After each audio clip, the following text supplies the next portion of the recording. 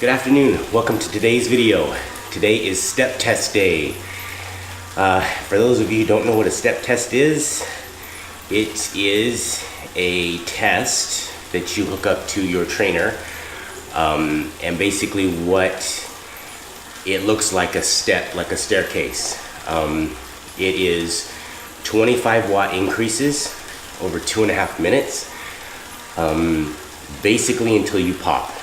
And when you pop, that is the number that you calculate your VO2 max with, you calculate your FTP with as well.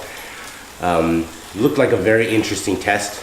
I typically do FTP tests, 20-minute tests, so this is something new. Never tried this before. I just found this video on Shane Miller, on his YouTube site, on how to do this test. So this will be the first time. We'll see how it goes. One of the things I will mention that he does have a link to put this into Zwift if you're a member of Zwift, if you have Zwift. I didn't do that. I basically just created a workout in the Zwift program. I started out with a 10-minute warm-up and started my first step at 150 watts and then increased 25 watts every 2.5 minutes. The one thing that he had said that is very important is that when you do this, if you do create a workout in Zwift, is the FTP setting has to be at 100. And this will allow the steps to increase by the correct amount, 25 watts. The other thing that I noticed was, as I was adding the workout or creating the workout, it would not let me go above 400 watts. The next step I put in, I tried to do it at 425, it wouldn't let me. It just kicked it right back down to 4. And I think it's probably because that's so high over your threshold. If it's at 100, your FTP's at 100, that it probably just doesn't understand that. But I can't ride, at least I don't think I can ride for, I can't ride for 2.5 minutes at 400 watts. So hopefully, eventually, that'd be great. But that's okay. But if you are a really strong rider and you can ride above that, and you do this type of a test, you want to make sure that you're above 400 then. Because I'm sure it's probably horrible at the end and you don't want to still be able to go and not have another step to go to. And so after you're done doing this test, the point that you pop at, that step, if you complete that step and move into the next step, the important part is the amount of duration that you're in the next step, because there's a formula that you use to calculate if your last step is 300 and you start to go to 325, there's a number there's an amount of wattage that's going to be added to the 300. So you're not just going to be at 300, you're going to be at 300 and, 10 watts, depending on how far you move into that next zone or that next step. So make sure if you do create it, it's an accurate program that can really zoom in on the amount of duration that you're going to be in that last step, that last zone, because that's really important to actually figuring out what your VO2 max is and then also what your FTP is. So yeah, we'll give it a shot here, and I'll come back after and let you know how it went.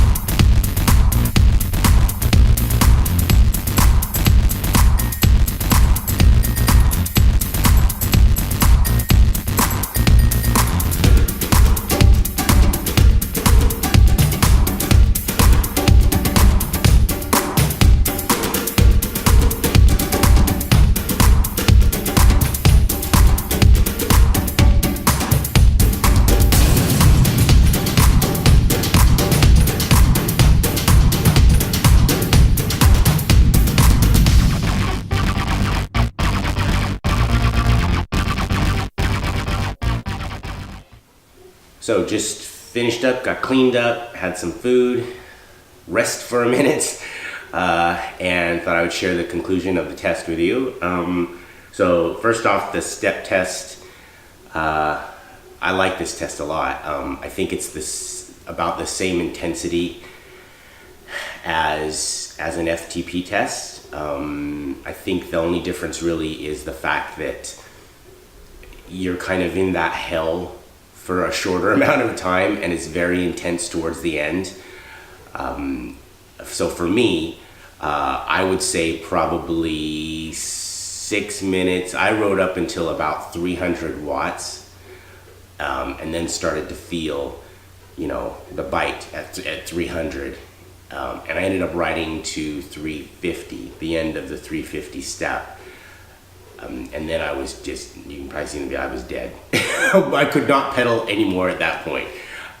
Where it's a much shorter intensity than the 20 minute test. And now for the other part was the FTP. So the last FTP test I did one in September of last year for the Zwift Academy. When I joined the Zwift Academy, they wanted to do an FTP test so they could set in today's plan all of your zone workouts. And at that point, I was 286 watts was my FTP, which is really good for me. I was happy with that. After doing this test and doing the formula and the calculations, it says that my new FTP is 289 watts, which is good, which is about what I expected it to be. In that 6 months, I could definitely feel myself getting stronger. I was riding in higher zones at higher wattage than I normally would for a longer amount of time. So I knew that I needed to do either an FTP test, some sort of test, to figure out where my FTP was. And like everybody, it's like, just keep dreading, like, I don't want to do that 20-minute test. I don't want to do that 20-minute test. And then I found this video, like I said, from Shane Miller.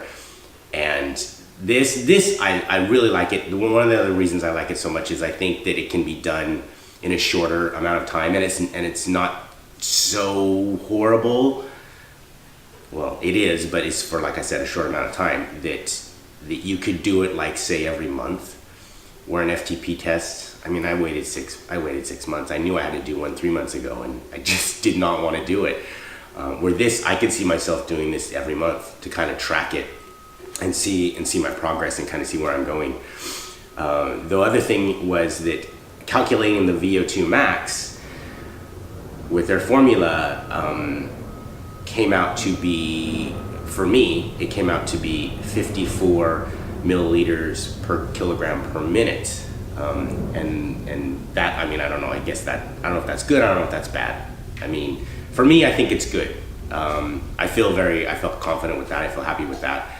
The interesting part about it, though, is that as far as from a VO2 max standpoint, which I'll put a snapshot in the video here, is Garmin. I use Garmin head unit and Edge 1000. I have a Phoenix watch that tracks your heart rate, and I wear that not all the time, but I wear it a lot of the time. I wear it always when I'm exercising. I actually wear it at night, and then throughout the day if I wear it that day, but I always wear it at night because it's my alarm. It wakes me up because it vibrates out like that. And I've had it for about 1.5 years now, I guess, and through those years I've noticed that when you go into the settings of the heart rate, or not the heart rate, the performance settings in the app, there's a cycling VO2 max number that it gives you, and I would periodically look at that and go, because I always thought that it had to be a lab setting to do a really accurate VO2 test, or to even get a VO2 test, and it always gave me this random number, 47, 45, 50, 52, 54. It was just random, and I didn't know what it was. I was like, okay, I don't know what that means. It says I'm good, or it says I'm superior. Okay, that's fine.